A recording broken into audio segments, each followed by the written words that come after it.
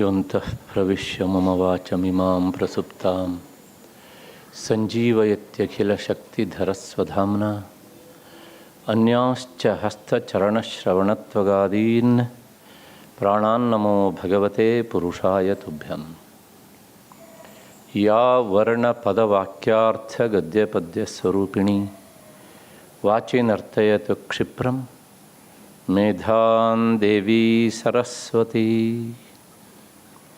ಶ್ರುತಿಸ್ಮೃತಿಪುರಾಣಾನಾಂ ಆಲಯಂ ಕರುಣಾಲಯಂ ನಮಾಮಿ ಭಗವತ್ಪಾದಂ ಶಂಕರಂ ಲೋಕಶಂಕರಂ. ಕೂಜಂತಂ ರಾಮ ರಾಮೇತಿ ಮಧುರಂ ಮಧುರಾಕ್ಷರಂ ಆರುಹ್ಯ ಕವಿತಾಶಾಖಾಂ ವಂದೇ ವಾಲ್ಮೀಕಿಕೋಕಿಲಂ. ತಪಸ್ವಾಧ್ಯಾಯ ನಿರತಂ ತಪಸ್ವಿ ವಾಗ್ವಿದಾಂ ವರಂ ನಾರದಂ ಪರಿಪಪ್ರಚ್ಛ ವಾಲ್ಮೀಕಿ ಮುನಿಪುಂಗವಂ. ಕಲ್ಯಾಣಾನಾಂ ನಿಧಾನಂ ಕಲಿಮಲಮಥನಂ ಪಾವನಂ ಪಾವನಾನಾಂ ಪಾಥೇಯಂ ಯನ್ಮುಮುಕ್ಷೋಃ ಸಪದಿ ಪರಪದಪ್ರಾಪ್ತಯೇ ಪ್ರಸ್ಥಿತಸ್ಯ ವಿಶ್ರಾಮಸ್ಥಾನಮೇಕಂ ಕವಿವರವಚಸಾಂ ಜೀವನಂ ಸಜ್ಜನಾನಾಂ ಬೀಜಂ ಧರ್ಮದ್ರುಮಸ್ಯ ಪ್ರಭವತು ಭವತಾಂ ಭೂತಯೇ ರಾಮನಾಮ.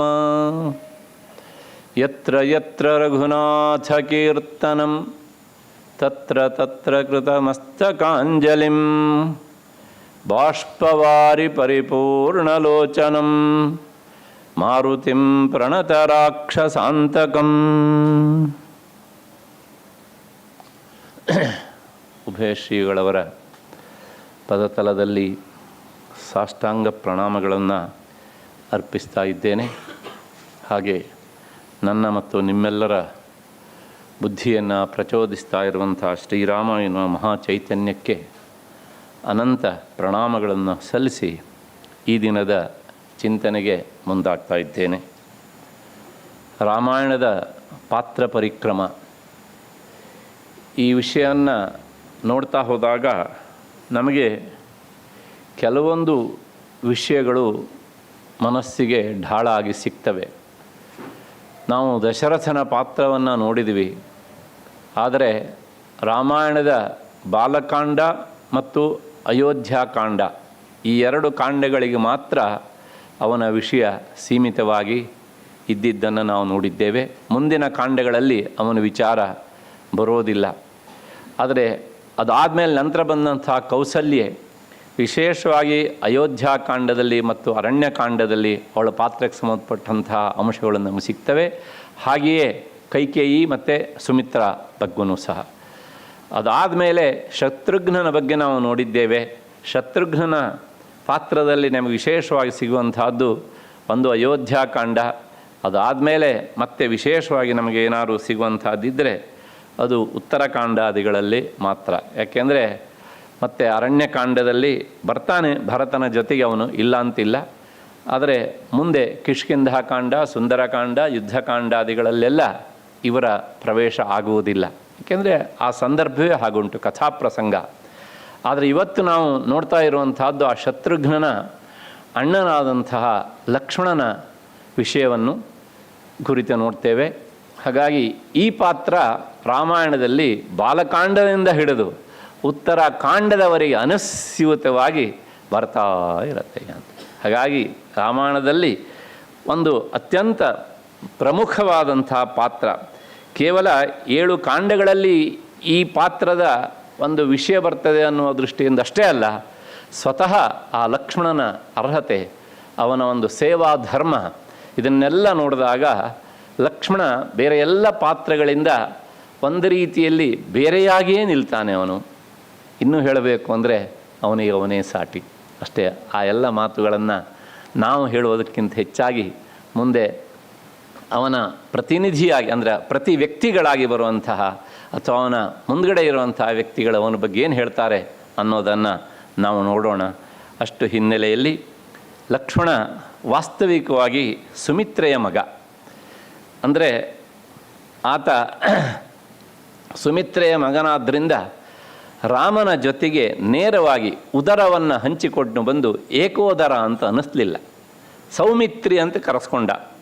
ಆದರೆ ಇತಿಹಾಸದಲ್ಲಿ ಏನಾಯಿತು ಅಂದರೆ ಅವನು ಸೌಮಿತ್ರಿ ಅಂತ ಕರೆಸಿಕೊಂಡದ್ದಕ್ಕಿಂತ ಹೆಚ್ಚಾಗಿ ರಾಮಾನುಜ ಅಂತ ಕರೆಸಿಕೊಂಡಿದ್ದೇ ಹೆಚ್ಚು.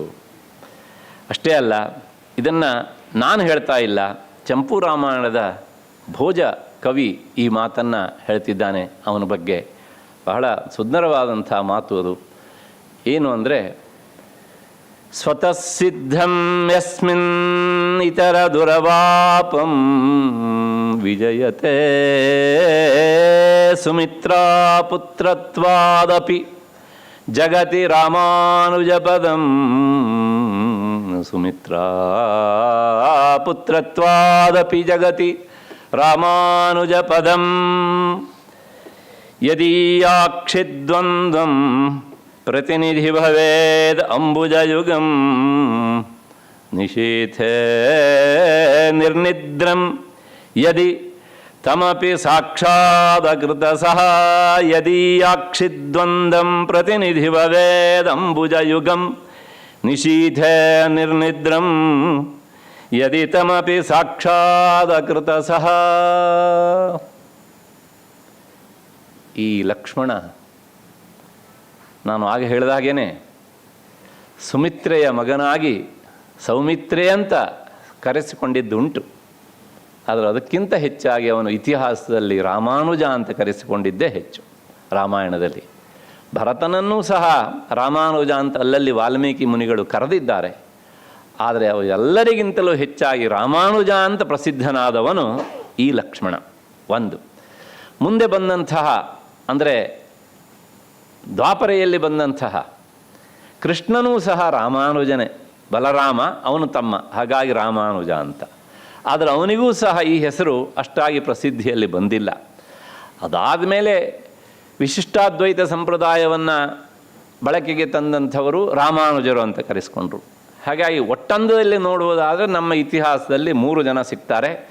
ಆದರೆ ಅದೆಲ್ಲಕ್ಕಿಂತ ವಿಶೇಷವಾಗಿ ನೋಡಬೇಕಾದದ್ದು, ಅವರಿಗೆಲ್ಲರೂ ಹೇಳೋದಕ್ಕೆ ಕಾರಣ ಉಂಟು, ಕೇವಲ ರಾಮನ ತಮ್ಮ ಅಂತ. ಸಾಮಾನ್ಯವಾಗಿ ನಮ್ಮಲ್ಲಿ ಅನುಜ ಎನ್ನುವಂತಹ ಶಬ್ದವನ್ನು ಈ ದಾಯಾದಿಗಳ ತಮ್ಮಂದಿರಲ್ಲಿ ಬಳಸುವಂಥದ್ದು ಉಂಟು, ಇಲ್ಲ ಅಂತಲ್ಲ. ಆದರೆ ಇಷ್ಟೊಂದು ರೀತಿಯಲ್ಲಿ ಪದೇ ಪದೇ ಪದೇ ಪದೇ ರಾಮಾನುಜ ರಾಮಾನುಜ ಅಂತ ಹೇಳುವಂಥದ್ದು ಉಂಟಲ್ಲ, ಅದು ವಿಶೇಷವಾಗಿ ಲಕ್ಷ್ಮಣನಲ್ಲಿ ಮಾತ್ರ ಕಾಣುವಂಥದ್ದು ಒಂದು. ಎರಡನೆಯದು, ಒಂದು ಕವಿಯ ಕಲ್ಪನೆ, ಕವಿ ಸಮಯ ಅಂತಾರೆ ಇದನ್ನು. ಕಮಲಗಳು ರಾತ್ರಿ ಹೊತ್ತು ಮುದುಡ್ತವೆ, ಹಗಲಿನಲ್ಲಿ ಸೂರ್ಯೋದಯವಾದಾಗ ಅವು ಮತ್ತು ಪುನಃ ಅರಳುತ್ತವೆ ಅಂತ. ಆದರೆ ಜಗತ್ತಿನಲ್ಲಿ 2 ಕಮಲಗಳು ಇದ್ವಂತೆ, ಆ 2 ಕಮಲಗಳು ಮಾತ್ರ ರಾತ್ರಿ ಹೊತ್ತು ಸಹ ಅವು ಅರಳಿಕೊಂಡೇ ಇರ್ತಿದ್ವಂತೆ. ರಾತ್ರಿಯವು ತಮ್ಮ ದಳಗಳನ್ನು ಮುಚ್ಚುತ್ತಾನೇ ಇರಲಿಲ್ಲ. ಅಂಥ ಕಮಲಗಳು ಯಾವುವು ಅಂದರೆ ಲಕ್ಷ್ಮಣನ 2 ಕಣ್ಣುಗಳು. 14 ವರ್ಷಗಳ ಕಾಲ ಕಣ್ಣು ಮುಚ್ಚಿ ನಿದ್ರಿಸದೇ ಇರುವಂಥ ಲಕ್ಷ್ಮಣ ಅದು ಯಾವ ಪರಿಯಲ್ಲಿ ರಾಮನ ಸೇವೆ ಮಾಡಿದ್ದಾನೆ ಅನ್ನೋದನ್ನು ಪ್ರಾಯಶಃ ಈ ಭೋಜರಾಜನ ಇದು ಒಂದು ಶ್ಲೋಕದ ಇದು ಒಂದು ಪಂಕ್ತಿಗಳು, ನಿಶೀಥೇ ನಿರ್ನಿದ್ರಂ ಎನ್ನುವಂಥದ್ದುಂಟಲ್ಲ, ಇದೊಂದು ನಮಗೆ ಅವನು ಪೂರ್ತಿ ಆ ಸೇವೆಯ ಸ್ವರೂಪವನ್ನು ತಿಳಿಸ್ಕೊಟ್ಟು ಕಾರಣ ಇಷ್ಟೇ, ಅವನೇ ಹೇಳಿದ್ದ, ಅಹಂ ಸರ್ವಂ ಕರಿಷ್ಯಾಮಿ ಜಾಗ್ರತಃ ಸ್ವಪತಶ್ಚತೆ. ನೀನು ಎಚ್ಚರವಾಗಿದ್ದಾಗಲೂ ನಿದ್ದೆ ಮಾಡಿದಾಗಲೂ ನಾನು ನಿನ್ನ ಕೆಲಸವನ್ನು ಮಾಡ್ತಾ ಇರ್ತೇನೆ, ಮಾಡಿಕೊಡ್ತೇನೆ ಅಂತ.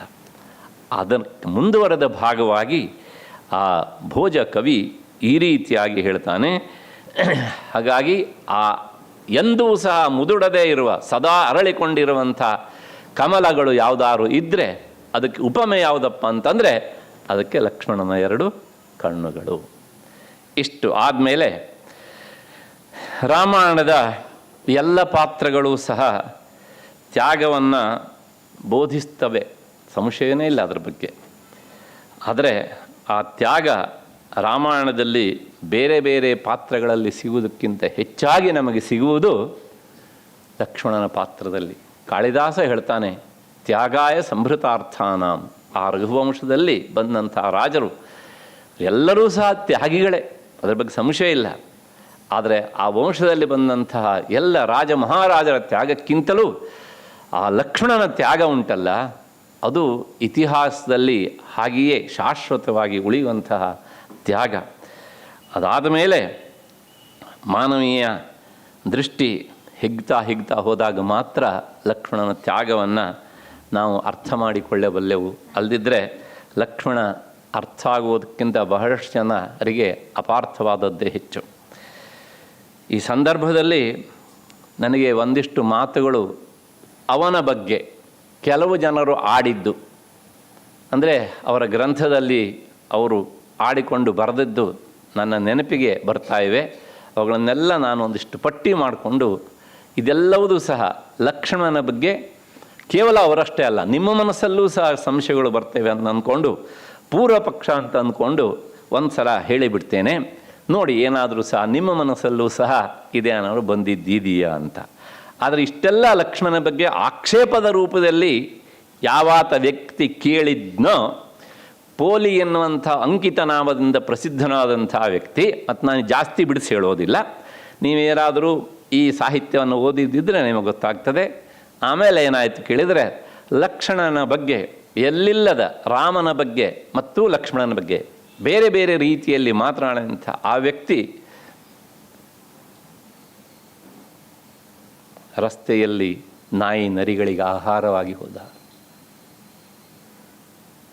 ಹಾಗಾಗಿ ರಾಮಾಯಣದಲ್ಲಿ ಬರುವಂಥ ಇಂತಹ ತ್ಯಾಗಿ ಪಾತ್ರಗಳ ಬಗ್ಗೆ ಮಾತನಾಡುವಾಗ ನಮ್ಮ ನಾಲಿಗೆ, ನಮ್ಮ ಮನಸ್ಸು ಎಷ್ಟು ಸ್ವಚ್ಛವಾಗಿದ್ದರೂ ಸಹ ಸಾಲದು ಎನ್ನುವ ಹಿನ್ನೆಲೆಯಲ್ಲಿ ಆ ಎಲ್ಲ ಅಂಶಗಳನ್ನು ಮೊದಲು ನಿಮ್ಮ ಮುಂದೆ ಇಡ್ತಾ ಇದ್ದೇನೆ.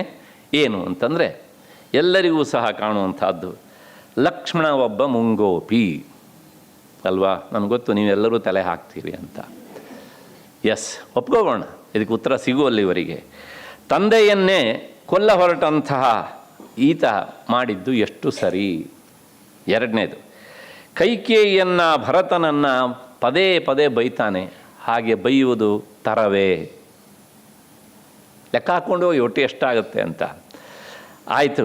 ಅದಾದಮೇಲೆ ತಾನು ಮಗನೂ ಅಲ್ಲ ಮತ್ತು ದಶರಥ ತನಗೆ ತಂದೆಯೂ ಅಲ್ಲ ಅಂತ ಸುಮಿತ್ರನ ಮೂಲಕ ರಾಮ ಲಕ್ಷ್ಮಣ ಸೀತೆಯರನ್ನು ಗಂಗಾ ತೀರದಲ್ಲಿ ಅವರನ್ನು ದಾಟಿಸಿ ಆದಮೇಲೆ ಹೋಗುವಾಗ ಸುಮಿತ್ರ ಕೇಳ್ತಾನೆ, ನಿಮ್ಮ ತಂದೆಯರಿಗೆ ನಾನು ಏನು ಹೇಳಲಿ ಅಂತ. ಆಗ ಲಕ್ಷ್ಮಣ ಸುಮಂತ್ರನ ಮೂಲಕ ಹೇಳು ಕಳಿಸಿದ ಮಾತು, ನನ್ನ ಅಪ್ಪನಿಗೆ ಹೇಳು, ಇಂದಿನಿಂದ ಅಲ್ಲ ನಿನ್ನೆಯಿಂದಲೇ ನಾನು ಅವನ ಮಗನೂ ಅಲ್ಲ, ಅವನು ನನಗೆ ತಂದೆಯೂ ಅಲ್ಲ ಅಂತ. ಆಯಿತು, ಮುಂದಕ್ಕೆ ಹೋಗೋಣ.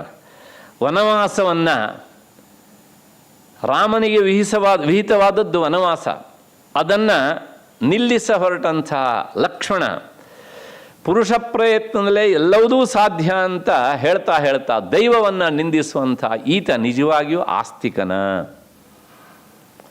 ಏನೊಬ್ಬ ಮಟೀರಿಯಲಿಸ್ಟಿಕ್ ಅಂತ ಹೇಳ್ತೇವಲ್ಲ, ಆ ಥರ ಭೌತವಾದಿ ಅಂತ ಕಾಣ್ತಾನೆ ಅಲ್ವಾ ಅಂತ ಕೆಲವು ಜನರಿಗೆ ಬರುವಂಥ ಸಂಶಯ.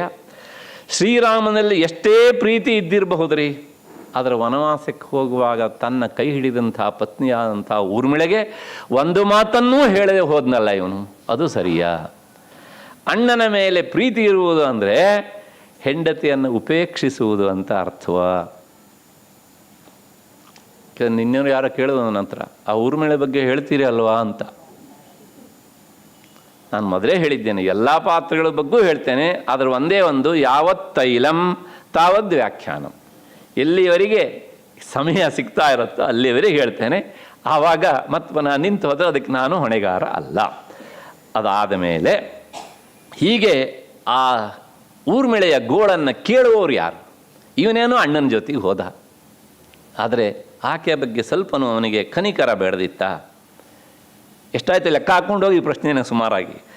ಅದಾದಮೇಲೆ ಮುಂದೆ ಮಾಯಾ ಸೀತಾ ಹನನದಲ್ಲಿ ಲಕ್ಷ್ಮಣ ಆಡ್ತಾ ಇರುವಂತಹ ಧರ್ಮಾಧಿಕಾರ, ಅದರಿಂದ ಅವನೊಬ್ಬ ಭೌತವಾದಿ ಅಂತ ಕಾಣ್ತಾನೆ.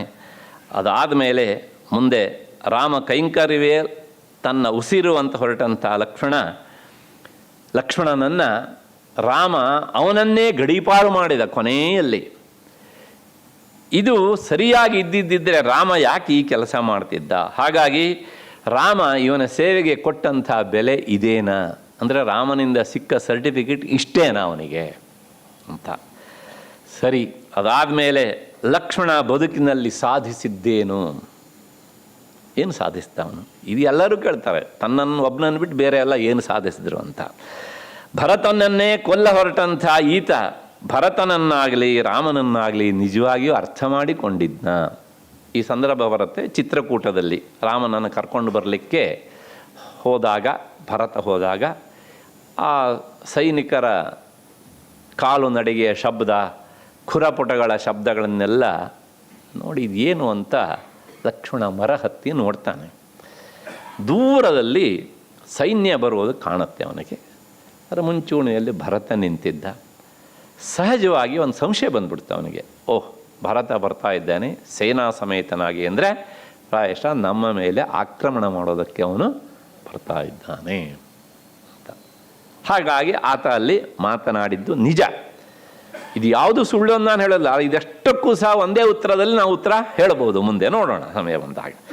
ಹೀಗೆ ಅದಾದಮೇಲೆ ಮುಂದೆ ಪಂಚವಟಿಯ ಮಾಯಾಜಿಂಕೆಯ ಸಂದರ್ಭದಲ್ಲಿ ಈತ ಈ ಸಿಡುಕ ಸೀತೆಯಿಂದ ಬಯಸಿಕೊಂಡ. ನನಗನ್ಸುತ್ತೆ ಅಂದರೆ ಹೇಳೋರು ಆ ಸೀತೆ ಅವನಿಗೆ ಬೈದಿದ್ದೆಲ್ಲ ಸರಿ ಇದೆ ಅಂತ. ನೀವೇನು ಹೇಳ್ತೀರಿ ಅನ್ನೋ ತರಹ.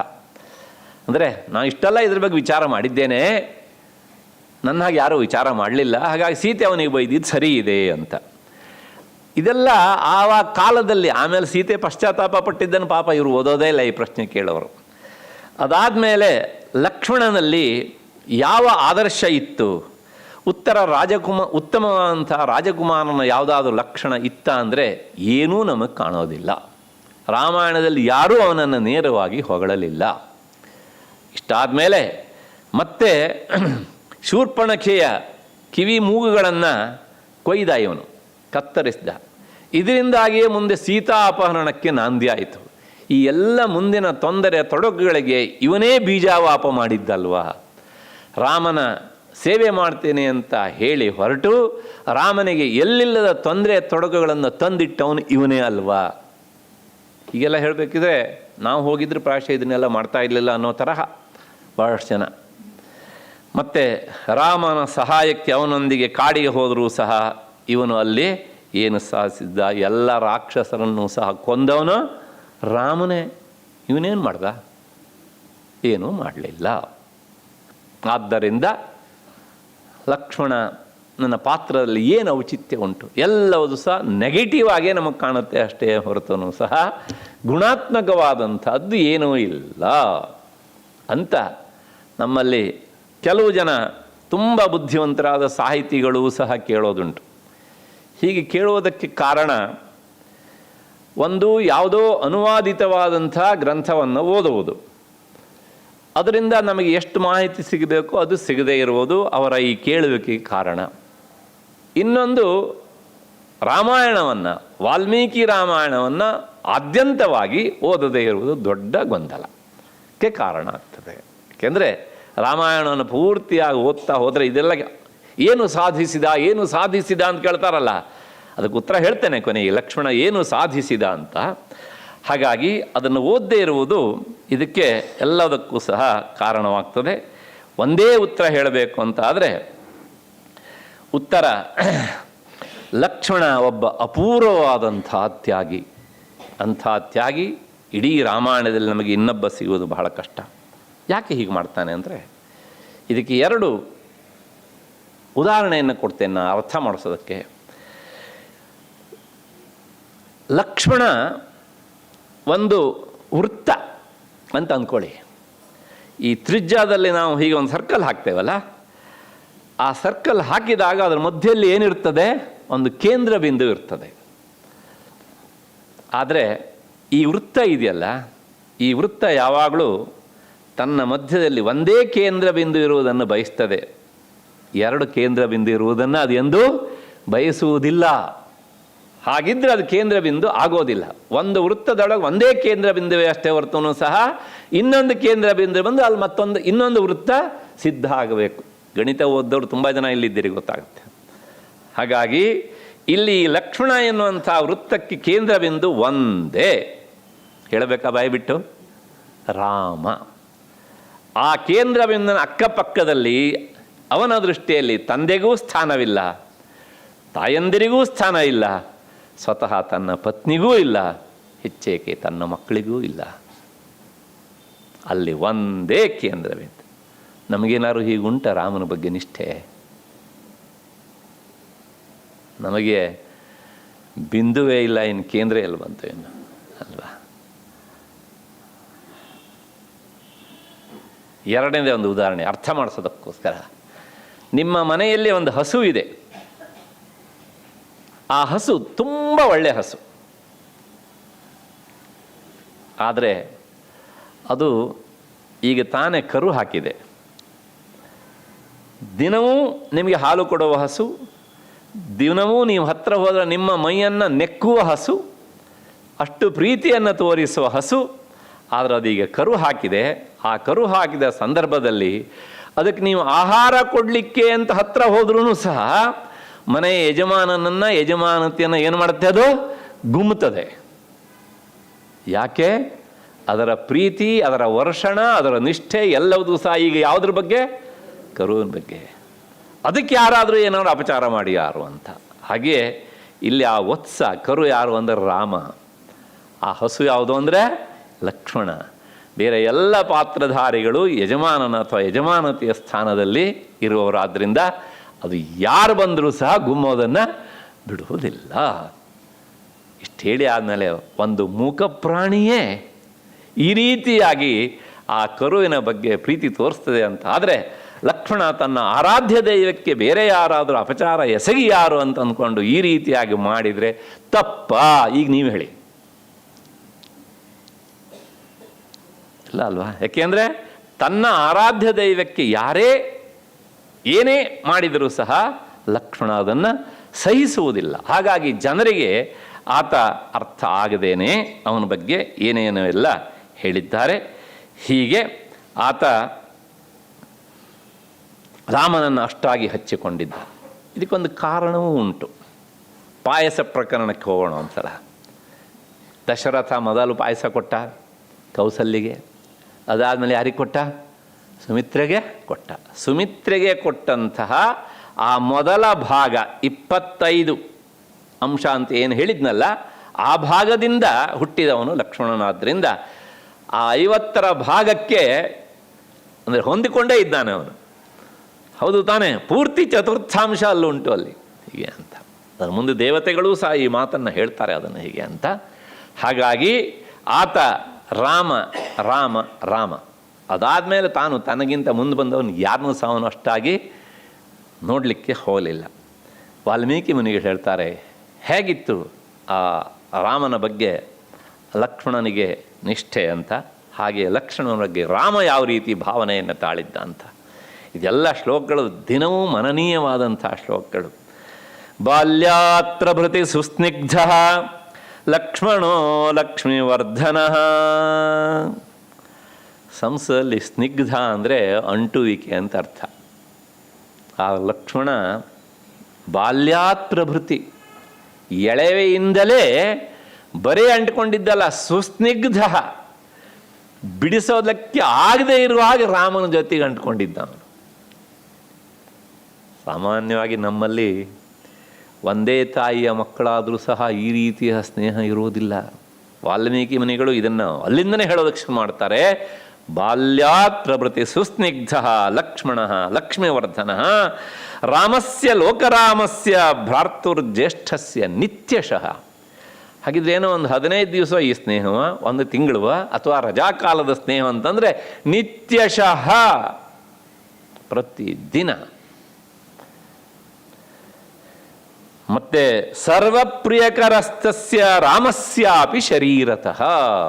ಲಕ್ಷ್ಮಣ ರಾಮನನ್ನು ಹೇಗೆ ಪ್ರೀತಿಸ್ತಿದ್ನೋ ರಾಮನೂ ಲಕ್ಷ್ಮಣನನ್ನು ಅಷ್ಟೇ ಪ್ರೀತಿಸ್ತಿದ್ದ. ರಾಮನೇ ಹೇಳ್ತಾನೆ ಮುಂದೆ, ನನಗೆ ಎರಡು ದೇಹ, ಒಂದು ಈ ರಾಮನಲ್ಲಿ ಉಂಟುದು, ಈ ರಾಮ ಎನ್ನುವ ಇದಕ್ಕೆ ಅಂಟಿಕೊಂಡುಂಟು, ಇನ್ನೊಂದು ದೇಹ ಹೊರಕ್ಕುಂಟು. ಅದು ಯಾವುದದು? ಲಕ್ಷ್ಮಣ ಎನ್ನುವಂಥ ದೇಹ. ಅಷ್ಟೇ ಅಲ್ಲ, ನನಗೆ ಎರಡು ಪ್ರಾಣಗಳು, ಒಂದು ನನ್ನ ಒಳಗೆ ಸಂಚರಿಸ್ತಾ ಉಂಟು, ಇನ್ನೊಂದು ಹೊರಕ್ಕೆ ಸಂಚರಿಸ್ತಾ ಉಂಟು. ಬಹಿಃಪ್ರಾಣ ಇವ, ಹೊರಕ್ಕೆ ಇರುವಂಥದ್ದು. ಹೀಗೆ ಅಂತ ಲಕ್ಷ್ಮಣ ಲಕ್ಷ್ಮೀ ಸಂಪನ್ನ, ನಿನ್ನೆ ಸಹ ಬಂದಿತ್ತು. ಆ ಲಕ್ಷ್ಮಣ ಅಷ್ಟು ಚಂದವೂ ಇದ್ದ ಅವನು. ಮತ್ತು ಲಕ್ಷ್ಮಿ ಅಂದರೆ ಸಂಪತ್ತು. ಯಾವ ಸಂಪತ್ತು ಅಂದರೆ ರಾಮನಲ್ಲಿ ಅವನಿಟ್ಟಂಥ ಭಕ್ತಿ ಸಂಪತ್ತು, ಆ ದಾಸ್ಯ ಭಾವದ ಸಂಪತ್ತು, ಎಂದೂ ಚ್ಯುತವಾಗದೇ ಇರುವಂತಹದ್ದು. ಅಂಥ ಸಂಪತ್ತಿತ್ತು ಅವನಲ್ಲಿ. ಮುಂದೆ ಬಂದೇ ಬಿಡ್ತೀವಿ ನೋಡಿ. ಬಹಿಃಪ್ರಾಣ ಇವಾಪರಹ, ರಾಮನ ಹೊರಗಿನ ಪ್ರಾಣ ಇದ್ದ ಹಾಗೆ ಇದ್ದ ಲಕ್ಷ್ಮಣ. ನಚತೇನ ವಿನಾ ನಿದ್ರಾಂ ಲಭತೆ ಪುರುಷೋತ್ತಮ. ಲಕ್ಷ್ಮಣ ಏನು ಸಾಧಿಸಿದ ಅಂತ ಕೇಳೋರಿಗೆ ಇಲ್ಲೇ ಉತ್ತರ ಸಿಗೋದಕ್ಕೆ ಪ್ರಾರಂಭ ಆಗುತ್ತೆ. ಲಕ್ಷ್ಮಣ ಇಲ್ಲದೇ ಇದ್ದರೆ ಆ ಪುರುಷೋತ್ತಮ ರಾಮ ನಿದ್ರೆ ಮಾಡ್ತಾ ಇರಲಿಲ್ವಂತೆ. ರಾಮ ನಿದ್ರೆ ಮಾಡಬೇಕು ಅಂದರೆ ಈಗ ಅವನು ಎಡಮಗ್ಲಾಗಿ ಮನಗಿದ್ರೆ ಪಕ್ಕದಲ್ಲಿ ಲಕ್ಷ್ಮಣನ ಹಾಸಿಗೆ ಕಾಣಬೇಕು.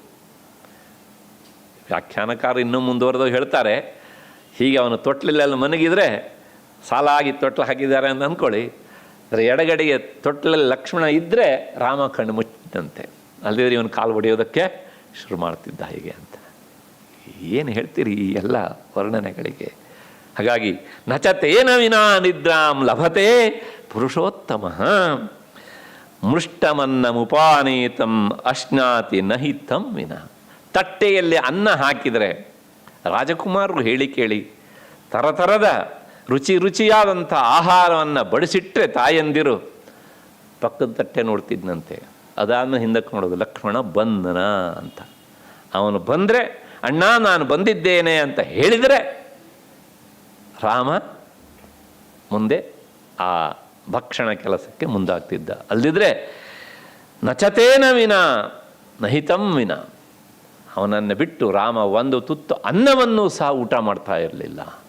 ಅಂದರೆ ಲಕ್ಷ್ಮಣನ ಹಸಿವು ತನ್ನ ಹಸಿವು, ಲಕ್ಷ್ಮಣನ ಇಷ್ಟ ತನ್ನ ಇಷ್ಟ ಅಂತ ಭಾವಿಸಿದಂಥವನು ಸ್ವತಃ ರಾಮ ಅಂತಾದರೆ ಆ ರಾಮನ ಪ್ರೀತಿಯನ್ನು ಲಕ್ಷ್ಮಣ ಅಷ್ಟರ ಮಟ್ಟಿಗೆ ಅಪಹರಿಸಿ ಬಿಟ್ಟಿದ್ದ ಎನ್ನುವಂತಹ ಮಾತನ್ನು ವಾಲ್ಮೀಕಿ ಮುನಿಗಳು ಬಹಳ ಸುಂದರವಾಗಿ ಹೇಳ್ತಾ ಹೋಗ್ತಾರೆ.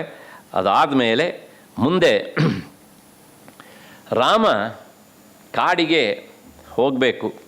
ಹಾಗೆ ಹೋಗುವಂತಹ ಸಂದರ್ಭಕ್ಕಿಂತ ಮೊದಲು ಏನಾಯಿತು ಅಂತಂದರೆ ಅಲ್ಲಿ ರಾಮನಿಗೆ ಪಟ್ಟಾಭಿಷೇಕ ಅಂತ ನಿರ್ಧಾರ ಆದಂಥ ಸುದ್ದಿ ಬಂತು. ತಕ್ಷಣ ರಾಮನಿಗೆ ಭವಿಷ್ಯದ ಒಂದು ನಿರೀಕ್ಷಣೆ ಇದ್ರೂ ಸಹ ಆತ ಏನು ಮಾಡ ತಕ್ಷಣ ಲಕ್ಷ್ಮಣನ ಕರೆದು ಹೇಳ್ತಾನೆ, ಲಕ್ಷ್ಮಣ ಇಮಾಂ ಮಯಾ ಸಾರ್ಧಂ ಪ್ರಸಾದಿತ್ವಂ ವಸುಂಧರಾಂ ದ್ವಿತೀಯಂ ಮೇ ಅಂತರಾತ್ಮಾನಂ ತ್ವಾಮಿಯಂ ಶ್ರೀರುಪಸ್ಥಿತ. ನನಗೆ ಪಟ್ಟಾಭಿಷೇಕ ಮಾಡ್ತಾರಂತೆ ನನ್ನ ಅಪ್ಪ. ಒಂದು ಹೇಳಿಬಿಡ್ತೇನೆ ಲಕ್ಷ್ಮಣ, ನನಗೆ ಪಟ್ಟಾಭಿಷೇಕ ಅಂತ ಆದಮೇಲೆ ಆ ಪಟ್ಟಾಭಿಷೇಕದಲ್ಲಿ ನೀನೂ ಸಹ ಸಮಾನ ಪಾಲುದಾರ. ಹಾಗಾಗಿ ಮಯಾ ಸಾರ್ಧಂ ಪ್ರಸಾದಿತ್ವಂ ವಸುಂಧರಾಂ, ನನ್ನೊಂದಿಗೆ ಈ ಕೋಸಲ ದೇಶವನ್ನು ನೀನೂ ಸಹ ಆಳಬೇಕು, ನೀನೂ ಸಹ ಇದಕ್ಕೆ ಸಮಾನ ಪಾಲುದಾರನಾಗಿದ್ದೀಯೇ. ಆದ್ದರಿಂದ ಯಾಕೆ ಅಂದರೆ ದ್ವಿತೀಯಮ್ಮೆ ಅಂತರಾತ್ಮಾನಂ, ನೀನು ನನಗಿಂತ ಬೇರೆ ಅಲ್ವ ಈ ವಿಷಯದಲ್ಲಿ ಅಲ್ಲ. ಆದ್ದರಿಂದ ತ್ವಾಮಿಯಂ ಶ್ರೀರುಪಸ್ಥಿತ, ನನಗೆ ಸಂಪತ್ತು ಬಂದರೆ ಅದು ನಿನಗೂನು, ನನಗೆ ಕಷ್ಟ ಆದರೆ ಅದು ನಿನಗೂ ಸಹ.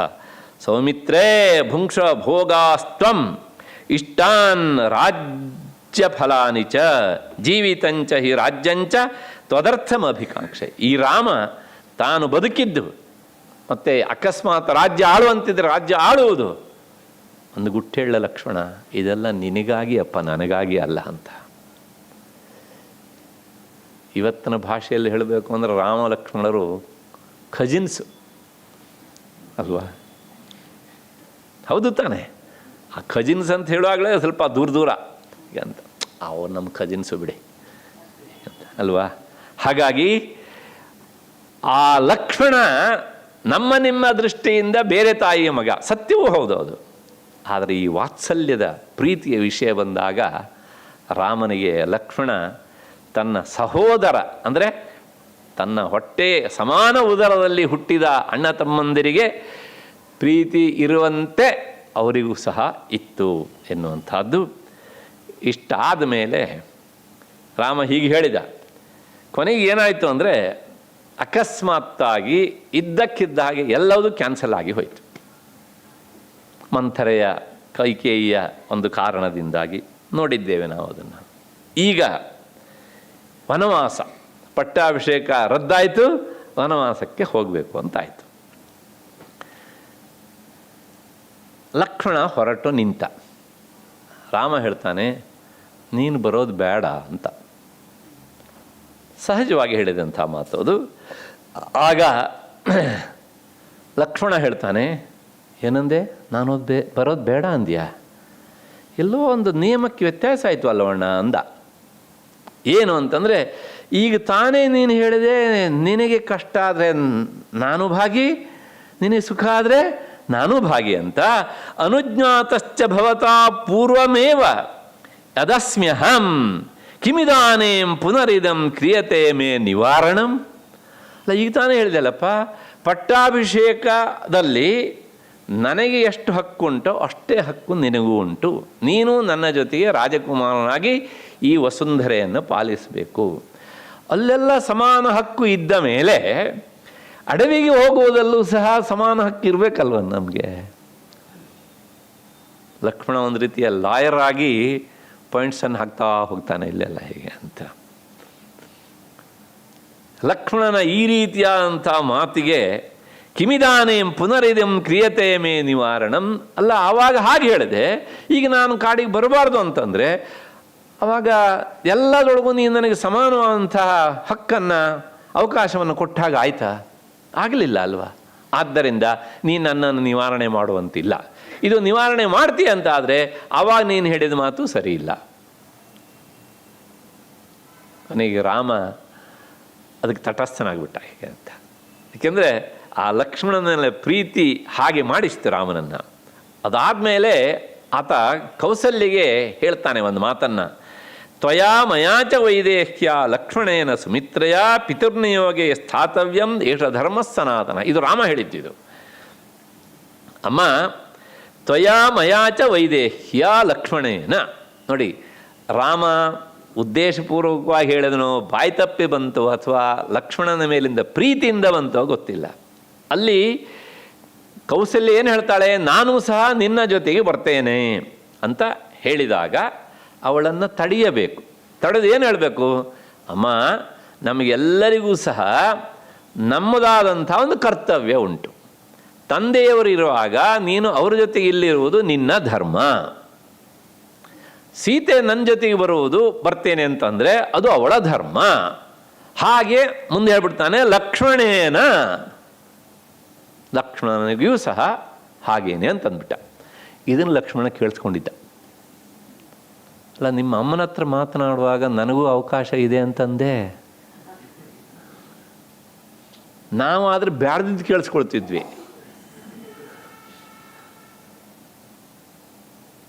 ಅಲ್ವಾ? ಆದರೆ ಲಕ್ಷ್ಮಣ ಆಗ ಲಕ್ಷ್ಮಣೇನ ಮತ್ತೆ ಸುಮಿತ್ರಯ. ಹಾಗಾಗಿ ಸುಮಿತ್ರಾ ತಾಯಿಯೂ ಸಹ ನಮ್ಮ ಜೊತೆ ಬರುವಾಗಿಲ್ಲ, ಅವಳು ಇಲ್ಲೇ ಇರಬೇಕು, ತನ್ನ ಪತಿ ನಮ್ಮ ಅಪ್ಪನ ಜೊತೆ ಇರಬೇಕು. ಪಿತೃನಿಯೋಗೆ ಸ್ಥಾತವ್ಯಂ, ನಾವೆಲ್ಲರೂ ಸಹ ಅಪ್ಪನ ಆಜ್ಞೆಯನ್ನು ಪಾಲಿಸಬೇಕು. ರಾಮ ಏಷ ಧರ್ಮ ಸನಾತನ. ಹೀಗಿಲ್ಲಿ ಹೇಳಬೇಕಿದ್ರೆ ಲಕ್ಷ್ಮಣನ ಹೆಸರು ತೂರಿ ಹೋಗಿದೆ. ಹಾಗಾಗಿ ಲಕ್ಷ್ಮಣ ಹೇಳ್ತಾನೆ, ನೋಡು ಅಣ್ಣ, ಹೀಗೆ ಹೇಳಿದ್ದೀಯ ಅಮ್ಮನಿಗೆ ನಮಸ್ಕಾರ ಮಾಡುವಾಗ, ಹಾಗಾಗಿ ನಿನ್ನ ಮನಸ್ಸಲ್ಲಿ ಎಲ್ಲೋ ಒಂದು ಕಡೆ ನಾನು ಬರಬೇಕು ಅನ್ನೋದಿದೆ. ಆದರೆ ಮತ್ತೆ ಪುನಃ ಕರ್ಕೊಂಡು ಹೋದರೆ ಏನೆಲ್ಲ ಕಷ್ಟ ಆಗುತ್ತೋ ಅನ್ನೋ ಭಾವನೆಯಿಂದ ನೀನು ನನ್ನನ್ನು ತಡೆಯುವ ಹಾಗಿಲ್ಲ ಅಂಥೇಳಿ ಮತ್ತೆ ಮುಂದುವರೆದು ಹೇಳ್ತಾನೆ ಒಂದು ಮಾತನ್ನು ಅವನು. ಏನು ಅಂದರೆ, ಕೌಸಲ್ಯಗೆ ರಾಮ ಲಕ್ಷ್ಮಣ ನಮಸ್ಕಾರ ಮಾಡ್ತಾನೆ ಹೊರಟು ಬರುವಾಗ. ಹಾಗೆ ಹೊರಟು ಬರುವಾಗ ಏನು ಹೇಳ್ತಾನೆ, ನನಗೆ ಆಶೀರ್ವಾದ ಮಾಡು ಅಂತ ಹೇಳಬೇಕಿತ್ತು ಅವನು, ಅಥವಾ ನನಗೂ ಸೀತೆಗೂ ಆಶೀರ್ವಾದ ಮಾಡು ಕಾಡಿಗೆ ಹೋಗೋದಕ್ಕೆ ಅಂತ ಹೇಳಬೇಕಲ್ವ. ಅಲ್ಲಿ ವಾಲ್ಮೀಕಿ ಮುನಿಗಳು ಏನು ಮಾಡಿದ್ದಾರೆ, ಬಹುವಚನ ಪ್ರಯೋಗ ಮಾಡಿದ್ದಾರೆ. ಕುರುಶ್ವನಃ ಸ್ವಸ್ಥ್ಯೇನಾನಿ ದೇವಿ. ನಮಗೆ ಈ ವನವಾಸ ಸಂದರ್ಭ, ಕಾಡಿಗೆ ಹೋಗಿ 14 ವರ್ಷ ಉಳಿದು ಬರುವಂತಹ ಕಾಲದಲ್ಲಿ ನಮಗೆ ಒಳ್ಳೆಯದಾಗಲಿ ಅಂತ ಆಶೀರ್ವಾದ ಮಾಡು. ಲಕ್ಷ್ಮಣ ಕೇಳ್ತಾನೆ ಪ್ರಾಯಶಃ ಅಲ್ಲಿ, ಅದು ಏನು ನಹ ಅಂತ ಹೇಳಿದೆಯಲ್ಲ ಅಣ್ಣ, ಸಂಸ್ಥೆಯಲ್ಲಿ ಬಹುವಚನ ಬರಬೇಕಿದ್ರೆ ಎಷ್ಟು ಜನ ಇಷ್ಟಿರಬೇಕು? 3 ಜನ, ಇಬ್ಬರು ದ್ವಿವಚನ ಹೇಳ್ಬೋದಿತ್ತಲ್ವ. ಹಾಗಾಗಿ ನೀನು ನನ್ನನ್ನು ಸೇರಿಸ್ಕೊಂಡು ತಾನೆ ನಿಮ್ಮ ಅಮ್ಮನ ಹತ್ರ ಆಶೀರ್ವಾದ ಕೇಳಿದ್ದು. ಈ ರೀತಿಯಾಗಿ ಕೆಲವು ಕಡೆ ಅತ್ಯಂತ ರಮಣೀಯವಾಗಿ ಲಕ್ಷ್ಮಣ ಮಾತನಾಡ್ತಾನೆ. ಹೀಗೆ ಹಿಡಿದಂಥ ಲಕ್ಷ್ಮಣ ಮುಂದುವರೆದು ಹೇಳ್ತಾನೆ, ಕುರುಷ್ವ ಮಾಮನುಚರಂ ವೈಧರ್ಯಂ ನೇಹ ವಿದ್ಯತೆ. ಅಣ್ಣ, ನನ್ನನ್ನು ನೀನು ನಿನ್ನ ಅನುಚರನಾಗಿ ದಾಸನನ್ನಾಗಿ ಮಾಡಿಕೊಂಡು ಕರ್ಕೊಂಡು ಹೋಗು. ಇಲ್ಲಿ ಯಾವುದೇ ರೀತಿಯ ವೈಧರ್ಮ ಅಂದರೆ ಅಧರ್ಮ ಎನ್ನುವಂಥದ್ದು ಆಗುವುದಿಲ್ಲ. ಅಂದರೆ ಅಧರ್ಮ ಹೇಗೆ ಅಂತಂದರೆ, ಅಲ್ಲ, ಕೈಕೇಯಿ ವನವಾಸವನ್ನು ಕೇಳಿದ್ದು ರಾಮನಿಗೆ, ರಾಮನ ಅರ್ಧಾಂಗಿಯಾದ ಸೀತೆಗೂ ಸ್ವಲ್ಪ ಬೇಕಿದ್ದರೆ ಅದು ಹೊಂದಾಣಿಕೆ ಆಗುತ್ತಂತ ಹೇಳೋಣ. ಆದರೆ ರಾಮನ ತಮ್ಮನ ಅಂತ ಲಕ್ಷ್ಮಣನಿಗೆ ಯಾರೂ ವನವಾಸ ಕೇಳಲಿಲ್ಲ. ಹಾಗಾಗಿ ನೀನು ಯಾಕೆ ಬರಬೇಕು ಅಂತ ನಿನ್ನ ಮನಸ್ಸಲ್ಲಿ ಇದ್ದರೆ ಅದು ಅಧರ್ಮ ಆಯಿತು. ಆಗ ನಾ ಬರೋದು, ಆದರೆ ಅದು ಅಧರ್ಮ ಆಗುವುದಿಲ್ಲ. ಯಾಕೆ ಅಂತಂದರೆ ಬಹಿಃಪ್ರಾಣ ಅಂತ ನೀನೇ ಹೇಳಿದ್ದೀಯೆ, ಹೊರಗಿನ ಶರೀರ ಅಂತ ನೀನೇ ಹೇಳಿದ್ದೀಯೆ. ಹಾಗಾಗಿ ಎಲ್ಲ ಕಾರಣಗಳಿಂದ ಇಲ್ಲೇನೂ ಸಹ ಅಧರ್ಮ ಆಗುವುದಿಲ್ಲ.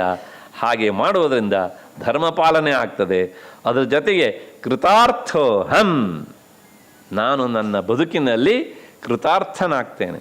ಕೃತಾರ್ಥ ಅನ್ನೋದಕ್ಕೆ ಅರ್ಥ, ಯಾವುದೋ ಒಂದನ್ನು ಮಾಡಿದಾಗ ನಮ್ಮ ಜೀವನದಲ್ಲಿ ಒಂದು ಧನ್ಯತೆ ಬರ್ತದೆಯಲ್ಲ, ನಾನು ಮಾಡಬೇಕಾದದ್ದನ್ನು ಮಾಡಿದ್ದೇನೆ, ಸಾಕು, ಇಷ್ಟು ಸಮಾಧಾನ ಅಂತ ಉದ್ಗಾರ ತೆಗಿತೇವಲ್ಲ, ಅದು ಕೃತಾರ್ಥತೆ ಅಂತ. ಅಂತಹ ಆ ಕೃತಾರ್ಥತೆ ನನಗೆ ಬರ್ತದೆ. ಹಾಗಾಗಿ ಕೃತಾರ್ಥೋಹಂ ಭವಿಷ್ಯಾಮಿ ತವಚ ಅರ್ಥ ಪ್ರಕಲ್ಪತೆ. ನಾನು ಕಾಡಿಗೆ ಬಂದಿದ್ದರಿಂದ ನನ್ನಿಂದ ನಿನಗೆ ತೊಂದರೆ ಆಗೋದಿಲ್ಲ. ನಿನಗೆ ಏನೆಲ್ಲ ಬೇಕೋ ಎಲ್ಲ ಅನುಕೂಲಗಳನ್ನು ನಾನು ಮಾಡಿಕೊಡ್ತೇನೆ ಹೇಳಿ. ಈ ಕಾರಣದಿಂದಲೇ ಅವನ ತಾಯಿ ಹೇಳಿದ್ದಲ್ಲೋ ಸುಮಿತ್ರ, ಸೃಷ್ಟಸ್ತ್ವಂ ವನವಾಸಾಯ, ನೀನು ಹುಟ್ಟಿದ್ದೇ ನಿನ್ನ ಅಣ್ಣನ ಜೊತೆಗೆ ಕಾಡಿಗೆ ಹೋಗೋದಕ್ಕೆ ಅಂತ ಆ ಸುಮಿತ್ರೆ ಹೇಳಿದಂಥ ಮಾತನ್ನು ನಾವು ಈ ಸಂದರ್ಭದಲ್ಲಿ ನೆನಪಿಸಿಕೊಳ್ಳಬೇಕು. ಅದಾದ ಮೇಲೆ ಮತ್ತೆ ಪುನಃ ಮುಂದುವರೆದಂತಹ ಮಾತು, ವಾಲ್ಮೀಕಿ ಮುನಿಗಳು ಹೇಳಿದಂಥದ್ದು ಕೊನೆಯಲ್ಲಿ ಏನು, ಸಾಕ್ಷಾತ್ ರಾಮೋ ರಘುಶ್ರೇಷ್ಠ.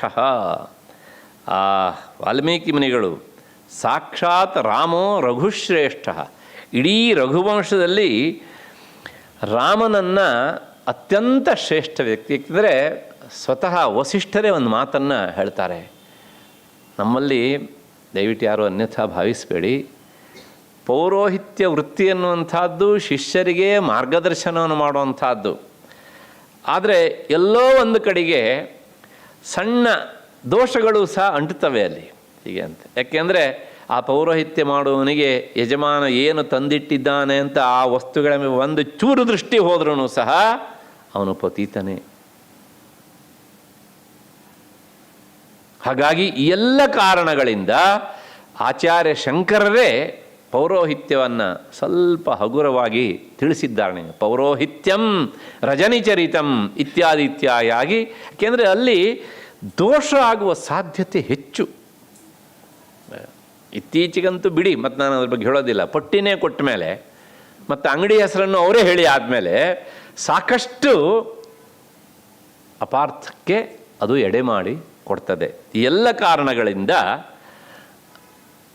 ಆ ಪೌರೋಹಿತ್ಯವನ್ನು ನಾನು ಯಾಕೆ ಮಾಡಿಸ್ತಾ ಇದ್ದೇನೆ ರಘುಕುಲಕ್ಕೆ ಅನ್ನೋದಕ್ಕೆ ವಸಿಷ್ಠರು ಒಂದು ಮಾತು ಹೇಳ್ತಾರೆ.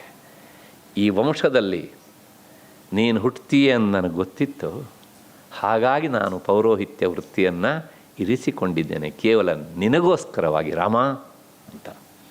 ಎಂಥ ಮಾತು ನೋಡಿ. ಹಾಗಾಗಿ ಆ ವೃತ್ತಿ ಯಾವುದಕ್ಕೋಸ್ಕರ ಇರಬೇಕು, ಯಾವುದೋ ಒಂದು ಪರತತ್ವಕ್ಕೆ ಅಧೀನವಾಗಿ ಇದ್ದರೆ ಅದು ನಿಜವಾಗಿಯೂ ಸಹ ಶ್ರೇಷ್ಠ ಅಂತ. ಅಂತಹ ಮಹನೀಯ ವಿಷಯೇ ಪ್ರೀತಿ ಭಕ್ತಿ. ಅಂಥ ರಾಮಚಂದ್ರ ಈ ವಂಶದಲ್ಲಿ ಹುಟ್ಟುತ್ತಾನೆ. ಅವನ ಮೇಲೆ ಈ ಲಕ್ಷ್ಮಣನಿಗೆ ಎಲ್ಲದೇ ಇರುವಂಥ ಒಂದು ಪ್ರೀತಿ.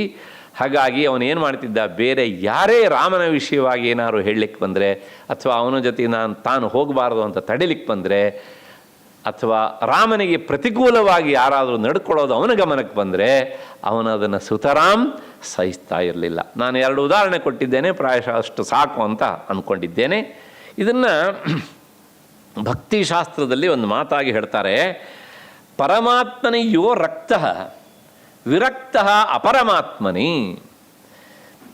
ಪರಮಾತ್ಮನ ಕಡೆಗೆ ಯಾವನು ಮುಖ ಮಾಡಿರ್ತಾನೋ ಅವನು ಅಪರಮಾತ್ಮ, ಅಂದರೆ ಲೌಕಿಕ ವಿಷಯಕ್ಕೆ ಬೆನ್ನು ಹಾಕಿ ಇರ್ತಾನೆ. ಲೌಕಿಕ ವಿಷಯಕ್ಕೆ ಯಾವನು ತೀರಾ ಮುಖ ಮಾಡಿರ್ತಾನೋ ಅವನು ಪರಮಾತ್ಮನ ಕಡೆಗೆ ಬೆನ್ನು ಹಾಕಿ ಇರ್ತಾನೆ. ಇದು ಲೋಕದ ನಿಯಮ. ಯಾರು ಪರಮಾತ್ಮನ ಕಡೆಗೆ ಮುಖ ಮಾಡಿರ್ತಾರೋ ಅಂಥವರಿಗೆ ಲೌಕಿಕ ವಿಷಯ ರುಚಿಸುವುದಿಲ್ಲ. ಎಷ್ಟೇ ಲೌಕಿಕ ವಿಷಯವನ್ನು ನಾವು ಪ್ರೀತಿಸಿದ್ರು ಸಹ ಸ್ವಲ್ಪ ಸ್ವಲ್ಪ ಈ ವೇದಾಂತದ ವಾಸನೆ ಜಾಸ್ತಿ ಆಗ್ತಾ ಬಂದ ಹಾಗೆ ನಮ್ಮಲ್ಲಿ ಬಹಳಷ್ಟು ಜನ ಕೇಳೋದುಂಟು, ಈ ಲೌಕಿಕ ವಿಷಯ ಬ್ಯಾಡ್ರಿ, ಸ್ವಲ್ಪ ವೇದಾಂತ ವಿಷಯ, ತಾತ್ವಿಕ ವಿಚಾರನೂ ಇದ್ರೆ ಹೇಳ್ರಿ ಅಂತ. ಯಾಕೆಂದರೆ ಅದು ರುಚಿಸಿದ ಮೇಲೆ ಇದು ರುಚಿಸೋದಿಲ್ಲ. ಹಾಗೆಯೇ ಶ್ರೀರಾಮ ಒಬ್ಬ ಪರತತ್ವವೇ ಮೈಗೂಡಿ ಬಂದಂಥ ವ್ಯಕ್ತಿ ಅಂತ ಲಕ್ಷ್ಮಣನಿಗೆ ಗೊತ್ತಿದ್ದಾದಮೇಲೆ ಆತ ಅವನ ಸುತ್ತಲೂ ಸಹ ಸದಾ ರಕ್ಷಕನಾಗಿ ಆ ರಕ್ಷಾ ಕಕ್ಷೆಯ ಒಳಗೆ ಬೇರೆ ಯಾರಿಗೂ ಸಹ ಪ್ರವೇಶ ಮಾಡಲಿಕ್ಕೆ ಕೊಡ್ತಾ ಇರಲಿಲ್ಲ. ಇದು ಲಕ್ಷ್ಮಣನ ಸ್ವಭಾವ ಆಗಿತ್ತು. ಆಯಿತು, ಆ ಎಲ್ಲ ಸುಮಾರು ಒಂದು 15 ಪ್ರಶ್ನೆಗಳನ್ನು ನಾನು ಎತ್ತಿದ್ನಲ್ಲ, ಅದಕ್ಕೆಲ್ಲ ಈಗ ಎಲ್ಲದಕ್ಕೂ ನಾವು ಉತ್ತರ ಕೊಡೋದು ಲೆಕ್ಕ. ಒಂದು 2ಕ್ಕೆ ಉತ್ತರ ಕೊಟ್ಟರೆ ಅವರು ಎಲ್ಲ ಪ್ರಶ್ನೆಗೆ ಉತ್ತರ ಕೊಟ್ಟಂತೆಯೇ, ಮಿಕ್ಕಿದ್ದೆಲ್ಲ ನಿಮಗೆ ಅಲ್ಲೇ ಸಿಗ್ತದೆ ಹೀಗೆ ಅಂತ. ಲಕ್ಷ್ಮಣ ನಿಜವಾಗಿಯೂ ಸಹ ದಶರಥನನ್ನು ಸಾಯಿಸೋದಕ್ಕೆ ಮುಂದಾಗಿದ್ನ. ಯಾಕೆ ಅಂದರೆ ಇದು ಬರ್ತದೆ ಅಲ್ಲಿ, ಪಟ್ಟಾಭಿಷೇಕ ಕ್ಯಾನ್ಸಲ್ ಆಗಿ ರಾಮ ವನವಾಸಕ್ಕೆ ಹೋಗಬೇಕಂತ ಆದಾಗ ದೈವವಾದ ಮತ್ತು ಪೌರುಷವಾದ ಎರಡನ್ನು ಎತ್ಕೊಂಡು ರಾಮ ಹೇಳ್ತಾನೆ, ಇಲ್ಲಪ್ಪ ಅದು ಆಗಬೇಕಾದ್ದು ಆಗುತ್ತೆ ಬಿಡು, ಯಾಕೆ ಯೋಚನೆ ಮಾಡ್ತೀಯ ಅಂತಂದರೆ, ಇಲ್ಲ ನೀನು ತಡಿಬಾರ್ದು ನನ್ನನ್ನು, ಯಾಕೆಂದರೆ ನಮ್ಮ ತಂದೆಗೆ ವಯಸ್ಸಾಗ್ಬಿಟ್ಟಿದೆ, ಅರಳು ಮರಳು ಬೇರೆ ಸೇರಿಕೊಂಡಿದೆ, ಹಾಗಾಗಿ ಅವನಿಗೆ ಯಾವುದು ಸರಿ ಯಾವುದು ತಪ್ಪು ಅಂತ ಗೊತ್ತಿಲ್ಲ, ಅವನನ್ನು ನಾನೇ ಮುಗಿಸ್ಬಿಡ್ತೇನೆ, ಆಮೇಲೆ ನೀನು ಪಟ್ಟಾಭಿಷೇಕ ಚೆನ್ನಾಗ್ಬಿಡು ಹೀಗೆ ಅಂತ. ಇಲ್ಲೂ ಸಹ ಯಾಕೆ ಈ ಮಾತನ್ನು ಹೇಳ್ತಾನೆ, ರಾಮನ ಮೇಲೆ ಇರುವಂತಹ ಅತಿಶಯವಾದಂತಹ ಗೌರವ, ಭಕ್ತಿ, ಶ್ರದ್ಧೆ, ನಿಷ್ಠೆಯಿಂದ ಹೀಗೆ ಅಂತ. ಹಾಗಿದ್ದರೆ ಅವನಿಗೆ ತಂದೆ ಮೇಲೆ ಪ್ರೀತಿಯೇ ಇರಲಿಲ್ವಾ? ಯಾರಿಗೆ? ಲಕ್ಷ್ಮಣನಿಗೆ. ಅಂತಂದರೆ ಕಿಂಚಿತ್ತೂ ಸದಭಿಪ್ರಾಯ ಇರಲಿಲ್ವಾ ಅಂತಂದರೆ, ಕಿಷ್ಕಿಂಧ ಕಾಂಡದಲ್ಲಿ ಅವನೇ ಒಂದು ಮಾತು ಹೇಳ್ತಾನೆ ಲಕ್ಷ್ಮಣ, ಏನು ಅಂತಂದರೆ, ರಾಜಾ ದಶರಥೋ ನಾಮ, ನೋಡಿ ತಂದೆ ಬಗ್ಗೆ ಹೇಳುವ ಮಾತು, ದ್ಯುತಿಮಾನ್, ಅವನು ಎಂಥ ತೇಜಸ್ವಿ ನನ್ನ ಅಪ್ಪ, ಅವನಿಗೆ ಅವನೇ ಸಾಟಿ ಹೀಗೆ ಅಂತ. ಧರ್ಮವತ್ಸಲ, ಆಪರಿಯಾಗಿ ಧರ್ಮವನ್ನು ಆಚರಿಸಿದವನು, ಪ್ರೀತಿಸುವವನವನು. ಚಾತುರ್ವರ್ಣ್ಯಂ ನಿತ್ಯಮೇವಾಸ್ಯ ಪಾಲಯತ್, ಚಾತುರ್ವರ್ಣ್ಯವನ್ನು ಯಾರ್ಯಾರಿಗೆ ಅವರವರ ಆ ವಿಹಿತವಾದಂಥ ಕರ್ಮಗಳಿವೆಯೋ ಅದನ್ನೆಲ್ಲವನ್ನು ಅವರು ಆಚರಿಸುವುದಕ್ಕೆ ಅವಕಾಶವನ್ನು ಮಾಡಿಕೊಟ್ಟವನವನು. ಮತ್ತು ದಶರಥನ ಸ್ವಭಾವ ಹೇಗಿತ್ತು ಅಂತಂದರೆ, ನ ದ್ವೇಷ್ಟಾ ವಿದ್ಯತೆ, ಅವನು ಯಾರನ್ನೂ ದ್ವೇಷಿಸ್ತಿರಲಿಲ್ಲ. ದಶರಥ ಮೂಲತಃ ದಶರಥನನ್ನೂ ಪ್ರಜೆಗಳು ಯಾರೂ ಸಹ ದ್ವೇಷಿಸ್ತಾ ಇರಲಿಲ್ಲ. ಹಾಗಾಗಿ ಅವನ ರಾಜ್ಯಭಾರದ ವ್ಯವಸ್ಥೆ ಅದು ಅಚ್ಚುಕಟ್ಟಾಗಿತ್ತು. ನಾನು ಪ್ರಾರಂಭದಲ್ಲಿ ಅದನ್ನು ಹೇಳಿದ್ದೇನೆ. ಮುಂದೆ ನಾವು ಏನು ರಾಮರಾಜ್ಯ ಅಂತ ಹೇಳ್ತೇವಲ್ಲ, ಆ ರಾಮರಾಜ್ಯಕ್ಕೆ ಈ ರೀತಿಯಾದಂತಹ ಒಂದು ಅಸ್ಥಿಭಾರವನ್ನು ಹಾಕಿಕೊಟ್ಟಂಥ ಕೀರ್ತಿ ಏನಿದ್ರೂ ಸಹ ಅವನಿಗೆ ಸಲ್ಲಬೇಕು. ನಾವು ಇದನ್ನು ಮರೆಯುವಂತಿಲ್ಲ. ಆ ಪಂಚಾಂಗವನ್ನು ಆಪರಿಯಾಗಿ ಆತ ನಿರ್ಮಿಸಿದ್ದ, ಅದೇ ಮುಂದುವರೆದಿತ್ತು ಹೀಗೆ ಅಂತ. ಹೀಗೆ ಸಚ ಸರ್ವೇಷು ಭೂತೇಷು ಪಿತಾಮಹ ಇವಾಪರಃ, ಎಲ್ಲ ತನ್ನ ಪ್ರಜೆಗಳನ್ನು ಹೇಗೆ ಪ್ರೀತಿಸಿದ್ದ ಕೇಳಿದರೆ, ಪಿತಾಮಹ ಇವಾಪರಃ. ಪಿತಾಮಹ ಅನ್ನೋದಕ್ಕೆ ಇಲ್ಲಿ ನಾವು ಅಜ್ಜ ಅಂತ ನೇರ ಅರ್ಥ ಇಟ್ಕೊಳ್ಳೋಣ. ಮಕ್ಕಳು ತಪ್ಪು ಮಾಡಿದರೆ ತಂದೆ ಅವರನ್ನು ಶಿಕ್ಷಿಸಿಯಾನು, 4 ಏಟು ಹಾಕಿಯಾನು. ಆದರೆ ಮನೆಯಲ್ಲಿ ಅಜ್ಜ ಇದ್ದರೆ ಅವನೇನು ಮಾಡ್ತಾನೆ, ಕರೆದು ಬುದ್ಧಿವಾದ ಹೇಳಿ, ಹಾಗಲ್ವೋ ಅಂಥೇಳಿ ಆ ಅಪ್ಪನಿಗೆ, ತನ್ನ ಮಗನಿಗೂ ಬುದ್ಧಿ ಹೇಳ್ತಾನೆ ಅವನು. ಆಮೇಲೆ ಮೊಮ್ಮಗನಿಗೂ ಸಹ ಬುದ್ಧಿ ಹೇಳಿ ಕೊನೆಗೆ ಅವನನ್ನು ತನ್ನ ಮಡಿಲ ಮೇಲೆ ಕೂರಿಸ್ಕೊಳ್ತಾನೆ. ಹೀಗೆ ಇಂತಹ ಪ್ರಜಾವತ್ಸಲ ಆಗಿದ್ದ ಯಾರು? ನಮ್ಮಪ್ಪ ಈಗ ಏನು ಹೇಳ್ತೀರಿ ನೀವು ಲಕ್ಷ್ಮಣನ ಬಗ್ಗೆ? ನಿಂದಿಸ್ತೀರ ಅವನನ್ನು? ಹಾಗಿದ್ರೆ ಅಲ್ಲಿ ಹೇಳಿದ್ದು ಯಾರ ಮೇಲಿನ ಪ್ರೀತ್ಯತಿಶಯದಿಂದ ಅಣ್ಣನಿಗೆ ಅನ್ಯಾಯ ಆಗೋಯ್ತು ಎನ್ನುವಂಥ ಭಾವದಿಂದ. ಇಲ್ಲಿ ಹೇಳ್ತಾ ಇರುವಂಥದ್ದು ತಂದೆಯನ್ನು ತಾನು ಎಷ್ಟು ಅರ್ಥ ಮಾಡಿಕೊಂಡಿದ್ದೇನೆ ಅನ್ನೋದನ್ನು ಹೇಳ್ತಿದ್ದಾನೆ. ಅದರ ಜೊತೆಗೆ ದಶರಥ ಸುಮಂತನ ಹತ್ರ ಲಕ್ಷ್ಮಣ ಏನು ಹೇಳಿದ ಅಂತ ಕೇಳಿದಾಗ ಅವಾಗ ಒಂದು ಪ್ರಶ್ನೆ ಬಂದಿತ್ತಲ್ಲ, ಅಲ್ಲಿ ಲಕ್ಷ್ಮಣ ನಿಜವಾಗಿ ಏನು ಹೇಳಿದ್ದಾನಂತ ನೇರ ನಿಮ್ಮ ಮುಂದೆ ಇರಿಸ್ಬಿಡ್ತೇನೆ. ಅದಕ್ಕೆ ಉತ್ತರ ಆಲ್ರೆಡಿ ಹೇಳಿ ಆಗಿದೆ ನಾನು, ಆದರೂ ಹೇಳಿಬಿಡ್ತೇನೆ. ಏನು ಅಂದರೆ, ಅಹಂ ತಾವನ್ ಮಹಾರಾಜೇ ಪಿತೃತ್ವಂ ನೋಪಲಕ್ಷಯೇ. ನನಗೆ ಮಹಾರಾಜರ ಬಗ್ಗೆ ಯಾವುದೇ ರೀತಿಯ ಗೌರವವಿಲ್ಲ. ಅವನು ನನಗೆ ತಂದೆ ಅಲ್ಲ, ನಾನು ಅವನ ಮಗನೂ ಅಲ್ಲ. ಯಾವಾಗ ಹೇಳಿದ್ದು ಇದು? ಆ ಗಂಗಾ ತೀರದಲ್ಲಿ ಸುಮಂತ್ರ ಹೊರಡುವಾಗ ಹೋಗಿ ಹೇಳು. ಅಷ್ಟೇ ಅಲ್ಲ, ನನಗೆ ಯಾರು ಸರ್ವಸ್ವ ಅಂತಂದರೆ ಭ್ರಾತ, ನನ್ನ ಅಣ್ಣ, ಮತ್ತು ಭರ್ತ, ನನ್ನನ್ನು ಸಾಕಿ ಸಲಹುವವನು, ಬಂಧುಶ್ಚ ನನ್ನ ನೆಂಟರು, ಪಿತಾ ನನಗೆ ಅಪ್ಪ ಇಂದಿನಿಂದ, ಮಮ ರಾಘವ ಎಲ್ಲವೂ ಸಹ ನನಗೆ ಅಣ್ಣ. ಸಂಸ್ಥೆಯಲ್ಲೊಂದು ಮಾತು ಬರುತ್ತೆ, ತ್ವಮೇವ ಮಾತಾಚ ಪಿತಾತ್ವಮೇವ ತ್ವಮೇವ ಬಂಧುಶ್ಚ ಸಖಾತ್ವಮೇವ ತ್ವಮೇವ ವಿದ್ಯಾ ದ್ರವಿಣಂತಮೇವ ತ್ವಮೇವ ಸರ್ವಂ ಮಮ ದೇವದೇವ. ಈ ಒಂದು ಸುಭಾಷದ ಅರ್ಥವನ್ನು ತದ್ವತ್ತಾಗಿ ಆತ ಮೈಗೂಡಿಸಿಕೊಂಡವನು. ಸರ್ವಲೋಕ ಪ್ರಿಯಂ ಯಾಕೆ ಕೇಳಿದರೆ, ಅಪ್ಪ ಕೋಸಲ ದೇಶಕ್ಕೆ ಅಯೋಧ್ಯೆಗೆ ಪ್ರೀತಿ ಪಾತ್ರ, ಖಂಡಿತವಾಗಿಯೂ ಅಲ್ಲ ಅಂತ ಹೇಳೋದಿಲ್ಲ. ಆದರೆ ರಾಮ ಎಂಥವನು ಕೇಳಿದರೆ ಸರ್ವಲೋಕ ಪ್ರಿಯಂ, ಮೂಜಗಕ್ಕೂ ಪ್ರೀತಿ. ಅಷ್ಟೇ ಅಲ್ಲ, ಒಂದು ಪಶು ಪಕ್ಷಿಗಳಿಂದ ಹಿಡಿದು ಜಡವಾದ ಮರಗಳಿಂದ ಹಿಡಿದು ಅವು ಸಹ ರಾಮನನ್ನು ಅಷ್ಟೇ ಪ್ರೀತಿಸ್ತವೆ. ಲಕ್ಷ್ಮಣನ ಮಾತು ಸತ್ಯ ಸತ್ಯ ಸತ್ಯ. ರಾಮ ಕಾಡಿಗೆ ಹೋಗುವ ದಿವಸ ಈ ಎಲ್ಲ ಮಾತುಗಳಿಗೆ ನಮಗೆ ಉದಾಹರಣೆ ಢಾಳಾಗಿ ಸಿಗ್ತದೆ. ಹಾಗಾಗಿ ರಾಮ ಎಲ್ಲರನ್ನೂ ಪ್ರೀತಿಸಿದ್ದ. ಅದಕ್ಕಿಂತ ಹೆಚ್ಚಾಗ ಎಲ್ಲ ವಸ್ತುಗಳು ಸಹ ಜಡಚೇತನ ಎನ್ನುವಂಥ ಪರಿಭೇದ ಇಲ್ಲದೆ ರಾಮನನ್ನು ನಾವು ಪ್ರೀತಿಸಿದ್ದು. ಸರ್ವಲೋಕ ಹಿತೇ ರಥಂ, ಅಂತಹ ಎಲ್ಲರ ಹಿತದಲ್ಲೂ ಸಹ ರಥನಾದಂಥ ರಾಮನೇ ನನಗೆ ತಂದೆ, ಅವನೇ ಬಂಧು, ಅವನೇ ನನ್ನ ಇಷ್ಟ ವಸ್ತು, ಕಂಠತ ಹೇಳಿಬಿಟ್ಟ ಅಂತ. ಇಷ್ಟು ಹೇಳಿ ಆದಮೇಲೆ ನಾವು ಅರ್ಥ ಮಾಡಿಕೊಂಡ್ರೆ ಲಕ್ಷ್ಮಣನ ಸ್ವಭಾವ ಎಂಥದ್ದು ಅಂತ ಮತ್ತು ಅವನನ್ನು ನಾವು ನಿಂದಿಸೋದಕ್ಕೆ ಹೋಗೋದಿಲ್ಲ. ಕ್ಕಿಂತ ಹೆಚ್ಚಿಗೆ ಮುಂದೆ ಕಾಡಿಗೆ ಹೋಗ್ತಾರೆ, ಚಿತ್ರಕೂಟದಲ್ಲಿ ಬಹಳ ದಿವಸ ಇರ್ತಾರೆ. ಮುಂದೆ ರಾಮ ಕಾಡಿನಲ್ಲಿ ಇನ್ನೇನು ವನವಾಸದ ಅವಧಿ ಮುಗಿತಾ ಬರುವಂತಹ ಕಾಲ, ಅಂದರೆ 13 ವರ್ಷ ಕಳೀತಾ ಇದೆ, ಕೊನೆಗೆ ಬಂದಿದೆ. ಅಗಸ್ತ್ಯರನ್ನು ಭೇಟಿ ಮಾಡ್ತಾನೆ ಅಂದರೆ ಅವರೆಲ್ಲರೂ ಸೇರಿ ಅಗಸ್ತ್ಯರ ಮಾರ್ಗದರ್ಶನ ಸುದೀರ್ಘವಾಗಿ ಅವರ ಜೊತೆಗೆ ಚರ್ಚೆ ಮಾಡ್ತಾನೆ. ರಾಮ ಒಂದು ಮಾತನ್ನು ಕೇಳ್ತಾನೆ, ಇನ್ನು ಮುಂದೆ ನಾನು ಎಲ್ಲಿ ವಾಸ ಮಾಡಬೇಕು, ನನ್ನ ಮುಂದಿನ ಕರ್ತವ್ಯಕ್ಕೆ ಯಾವುದು ಸೂಕ್ತ ಜಾಗ ಅಂತ ನೀವು ಹೇಳಬೇಕು ಅಂತಾನೆ. ಬಹಳ ರಹಸ್ಯವಾದಂಥ ಮಾತು ಇದೆಲ್ಲ. ನನ್ನ ಮುಂದಿನ ಕರ್ತವ್ಯಕ್ಕೆ ಯಾವುದು ಸೂಕ್ತವಾದ ಜಾಗ, ಇಷ್ಟು ಹೇಳಿದರೆ ಏನೂ ಅರ್ಥ ಆಗೋದಿಲ್ಲ. ಅಂದರೆ ರಾಕ್ಷಸರ ಸಂಹಾರ ಆಗಬೇಕು, ವನವಾಸದ ಉದ್ದೇಶವೇ ಅದು. ಆ ರಾಕ್ಷಸರ ಸಂಹಾರ ಆದಾಗ ಮುಂದೆ ನನ್ನ ಚರಮ ಪರಮ ಲಕ್ಷ್ಯ ಯಾರು ಅಂದರೆ ರಾವಣ. ಅವನು ಏನೂ ತಪ್ಪು ಮಾಡದೇ ಇದ್ದರೆ ನಾನು ಅವನ ಬಗ್ಗೆ ಏನೂ ಮಾಡಲಿಕ್ಕಾಗೋದಿಲ್ಲ. ಹಾಗಾಗಿ ಅವನು ತಪ್ಪು ಎಸಗಬೇಕು. ಆ ತಪ್ಪು ಎಸಗುವುದಕ್ಕೆ ಒಂದು ವಾತಾವರಣ ನಿರ್ಮಾಣ ಆಗಬೇಕು. ಒಟ್ಟಾರೆ ನನ್ನ ಅವತಾರದಲ್ಲಿ ಭೂಭಾರ ಹರಣ ಆಗಬೇಕು, ಒಂದಿಷ್ಟು ರಾಕ್ಷಸರ ಧ್ವಂಸ ಆಗಬೇಕು. ಎಲ್ಲ ರಾಕ್ಷಸರನ್ನು ಸದೆ ಬಡಿಯೋದಕ್ಕೆ, ಅಂದರೆ ಅವರಾಗಿ ಬಂದು ಬೀಳಬೇಕು. ದೀಪದ ಹುಳುಗಳು ಬಂದು ಪಟ ಪಟ ಪಟ ಪಟ ಬೀಳುವ ಹಾಗೆ ನಾನು ಎಲ್ಲಿ ವಾಸ ಮಾಡಿದರೆ ಇಂಥ ಒಂದು ವಾತಾವರಣ ನಿರ್ಮಾಣ ಆಗುತ್ತೆ, ಅಂಥ ಜಾಗವನ್ನು ತೋರಿಸಿ ಅಂತಾನೆ ರಾಮ. ಕೊನೆಗೆ ಅವರು ಹೇಳ್ತಾರೆ, ಇಲ್ಲೇ ದೂರದಲ್ಲಿ ಉಂಟಪ್ಪ ಪಂಚವಟಿ ಅಂತ ಒಂದು ಜಾಗ. ಪಂಚವಟಿ ಇತ್ತೀಚೆಗಷ್ಟೇ ನೋಡಿ ಬಂದೆ ನಾನು, ಇಂದೂ ಸಹ ಅಲ್ಲಿ ಹೇಳ್ತಾರೆ ಇದೆ ಅಂತ. ಆ ಜಾಗದ ಬಗ್ಗೆ ನಾನು ಈಗೇನು ಹೇಳಲಿಕ್ಕೆ ಹೋಗೋದಿಲ್ಲ. ಕೊನೆಗೆ ಅಗಸ್ತ್ಯರು ಹೇಳಿದ್ದಾರೆ, ಇಂಥ ಒಂದು ಜಾಗ ಸಿಗ್ತದೆ ನಿನಗಲ್ಲಿ ಅಂತ ಹೇಳಿ ಆದಮೇಲೆ ಲಕ್ಷ್ಮಣನೊಂದಿಗೆ ರಾಮ ಅಲ್ಲಿಗೆ ಸೀತಾದೇವಿಯೊಂದಿಗೆ ಹೋಗ್ತಾನೆ. ಅಲ್ಲಿ ಹೋಗಿ ಆದ ಮೇಲೆ ರಾಮ ಒಂದು ಮಾತನ್ನು ಹೇಳ್ತಾನೆ ಲಕ್ಷ್ಮಣನಿಗೆ. ಲಕ್ಷ್ಮಣ, ಇಲ್ಲಿ ನಮ್ಮ ಆಶ್ರಮ ನಿರ್ಮಾಣ ಆಗಬೇಕು ಈ ಪಂಚವಟಿಯಲ್ಲಿ.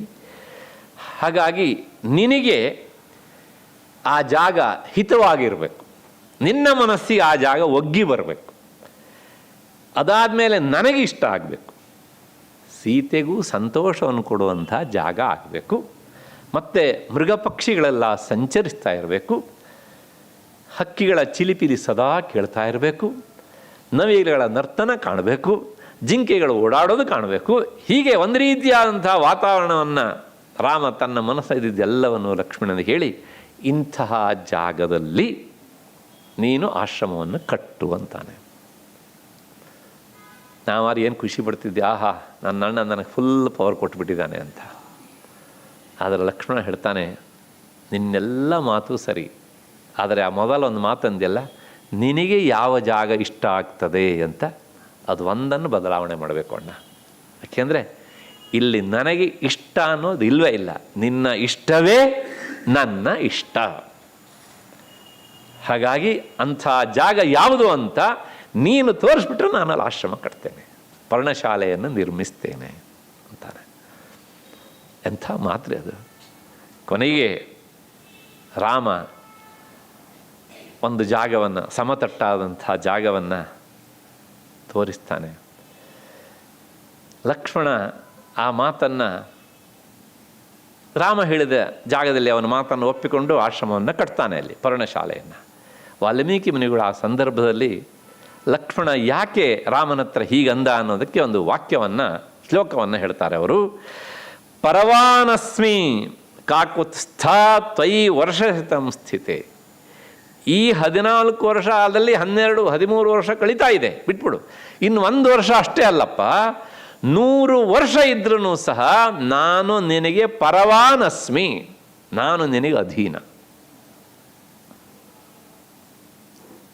ಅಂದರೆ ನಿನಗೆ ಯಾವುದು ಇಷ್ಟವೋ ಅದು ನನಗಿಷ್ಟ, ಅಷ್ಟೇ ಮುಗಿದೋಯ್ತು.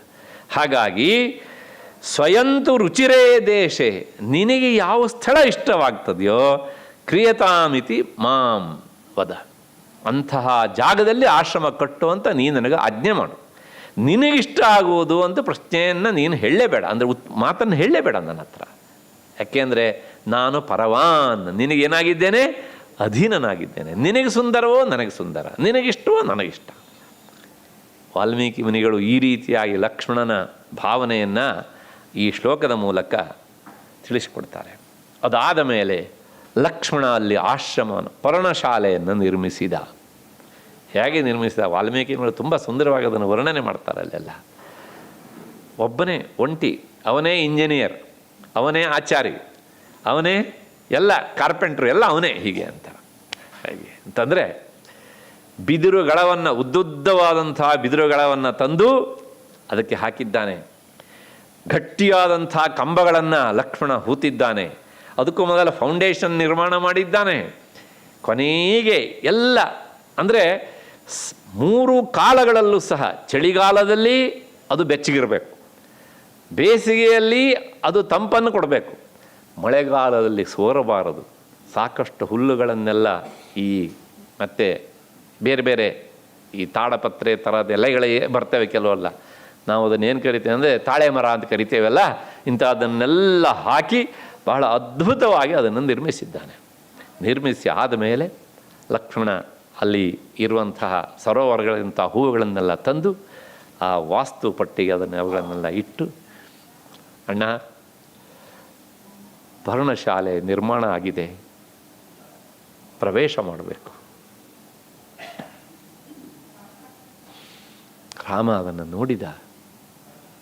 ನೋಡಿ ಲಕ್ಷ್ಮಣನ ಬಗ್ಗೆ ಒಂದು ಮಾತನ್ನು ಹೇಳ್ತಾನೆ. ಆತ ಪ್ರೀತೋಸ್ಮಿತೇ ಮಹತ್ಕರ್ಮ, ನಿನ್ನ ಈ ಮಹತ್ ಕರ್ಮ ಅಂದರೆ ಒಬ್ಬ ಸ್ವತಃ ಶಿಲ್ಪಿಯಾದವನು ಸಹ ಈ ಪರಿಯಾಗಿ ನಿರ್ಮಿಸಲಾರ. ಲಕ್ಷ್ಮಣ ಯಾವ ವಸ್ತುಗಳಿಂದ ನಿರ್ಮಿಸಿದ್ದಾನೆ ಅನ್ನೋದು ಮುಖ್ಯ ಅಲ್ಲ, ಹೇಗೆ ನಿರ್ಮಿಸಿದ್ದಾನೆ, ಯಾವ ಭಾವದಿಂದ ಆ ಪರ್ಣಶಾಲೆಯನ್ನು ನಿರ್ಮಿಸಿದ್ದಾನೆ ಅನ್ನೋದು ಬಹಳ ಮುಖ್ಯ. ಅಷ್ಟೇ ಅಲ್ಲ, ತ್ವಯಾ ಕೃತಮಿದಂ ಪ್ರಭೋ, ರಾಮ ಲಕ್ಷ್ಮಣನನ್ನು ಸಂಬೋಧಿಸುವಂಥದ್ದು ಪ್ರಭು, ನೀನು ನನ್ನ ತಮ್ಮನಲ್ಲಪ್ಪ, ನನ್ನ ಸ್ವಾಮಿ ನೀನು. ಯಾಕೆ ಇದನ್ನೆಲ್ಲ ಹೇಳ್ತಾನೆ ಅಂದರೆ ಮುಂದಿನ ಶ್ಲೋಕದಲ್ಲಿ ಅದು ಸ್ಪಷ್ಟ ಆಗತ್ತೆ. ಪ್ರದೇಯೋ ಎನ್ನಿಮಿತ್ತಂತೆ ಪರಿಶ್ರಂಗೋ ಮಯಾ ಕೃತಃ. ಈ ನಿನ್ನ ಮಹತ್ ಕಾರ್ಯಕ್ಕಾಗಿ ನಾನು ನಿನಗೇನಾದರೂ ಕೊಡಲೇಬೇಕು. ಏನೋ ಕೊಡಲಿ, ಏನಿದೆ ನನ್ನ ಹತ್ರ ಕೊಡೋದಕ್ಕೆ? ಹಾಗಾಗಿ ಇದು 2 ಕೈ ಚಾಚಿದ್ದೇನೆ, ನನ್ನ ಆಲಿಂಗನವೇ ನಾನು ನಿನಗೆ ಕೊಡುವಂಥ ಮಹಾಭಾಗ್ಯ ಅಂತ.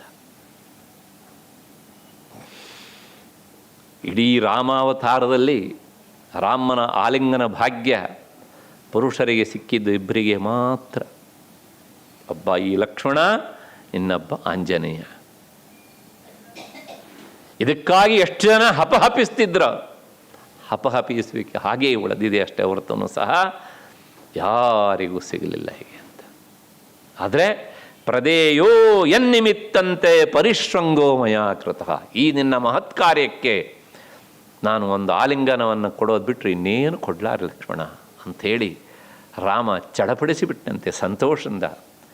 ಹಾಗಿದ್ರೆ ಏನು ಮಾಡಿದ್ದ ಅಲ್ಲಿ ಲಕ್ಷ್ಮಣ ಅಂತಂದರೆ ಮುಂದೆ ಹೇಳ್ತಾರೆ, ಭಾವಜ್ಞೇನ ಕೃತಜ್ಞೇನ ಧರ್ಮಜ್ಞೇನ ಚ ಲಕ್ಷ್ಮಣ ತ್ವಯಾ ಪುತ್ರೇಣ ಧರ್ಮಾತ್ಮಾನ ಸಂವೃತ್ತ ಪಿತಾ ಮಮ. ರಾಮ ಅಲ್ಲಿ ಪರ್ಣಶಾಲೆಯನ್ನು ನಿರ್ಮಿಸಬೇಕಿದ್ದರೆ ಯಾವುದನ್ನೂ ಬಾಯ್ಬಿಟ್ಟು ಹೇಳಿರಲಿಲ್ಲ, ಇದು ಹೀಗಿರಬೇಕು, ಇದು ಹೀಗಿರಬೇಕು ಅಂತ. ಜಾಗವನ್ನು ತೋರಿಸಿದ್ರು, ಅಷ್ಟೇ ಮುಗೀತು.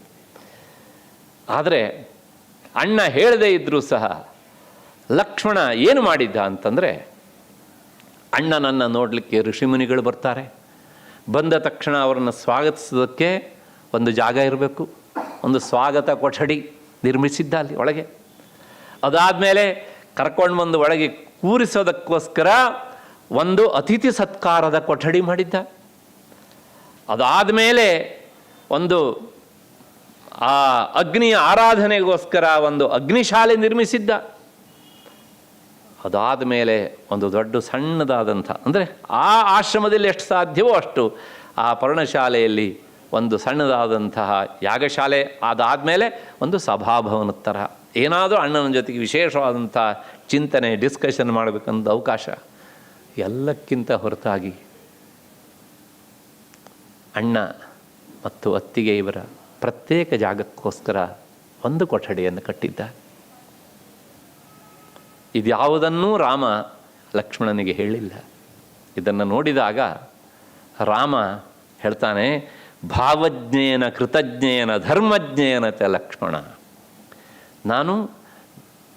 ತಾನು ಮತ್ತು ಸೀತೆ ಪ್ರತ್ಯೇಕವಾಗಿರುವಾಗ ಏಕಾಂತದಲ್ಲಿ ಇರೋಕ್ಕೆ ಅಂತ ಒಂದು ರೂಮ್ ಕಟ್ಟು ಅಂತ ಹೇಳಿದ್ನ ನಾನು. ಹೇಳಿರಲಿಲ್ಲ. ಆದರೆ ಅದನ್ನು ನಿರ್ಮಿಸಿದ್ದಾನೆ. ನನ್ನನ್ನು ನೋಡಲಿಕ್ಕೆ ಬಂದಂಥ ಅತಿಥಿಗಳಿಗೋಸ್ಕರ ಪ್ರತ್ಯೇಕ ವ್ಯವಸ್ಥೆ ಇರಲಿ ಅಂತ ಹೇಳಿರಲಿಲ್ಲ, ಅದನ್ನು ನಿರ್ಮಿಸಿದ್ದಾನೆ. ಹಾಗಾಗಿ ಎಲ್ಲ ಹಿನ್ನೆಲೆಯಲ್ಲಿ ಅವನು ಭಾವಜ್ಞೇನ, ಹೇಳದೇ ಇದ್ರೂ ಸಹ ಆತ ಅದನ್ನು ಅರ್ಥ ಮಾಡಿಕೊಂಡು ನಿರ್ಮಿಸಿದ್ದಾನಲ್ಲ, ಹಾಗಾಗಿ ಅವನು ಭಾವಜ್ಞ. ಅಂದರೆ ಈ ಮಾತನ್ನು ಹೇಳುವುದರ ಮೂಲಕ ತಂದೆಯಾದವನು ಮಗನಿಗೆ ಒಂದು ಹೊಸ ಮನೆಯನ್ನು ಕಟ್ಟಿಸ್ಕೊಂಡ್ರೆ ಆ ಮನೆಯಲ್ಲಿ ಹೇಗೆ ಬೇರೆ ಬೇರೆ ವ್ಯವಸ್ಥೆಯನ್ನು ಇಟ್ಟು ಕೊನೆಗೊಂದು ಅವರ ದಾಂಪತ್ಯ ಜೀವನಕ್ಕೆ ಅನುಕೂಲಕರವಾದಂಥ ಒಂದು ಕೊಠಡಿಯನ್ನು ಸಹ ಕಟ್ಟಿಕೊಡ್ತಾನೋ ಏಕಾಂತಕ್ಕೆ, ಹಾಗೆ ಲಕ್ಷ್ಮಣ ಕಟ್ಟಿಟ್ಟಿದ್ದ. ಹಾಗಾಗಿ ಅದನ್ನು ನೋಡಿದಂಥ ರಾಮ ಹೇಳುವಂಥ ಮಾತು ಭಾವಜ್ಞೇನ.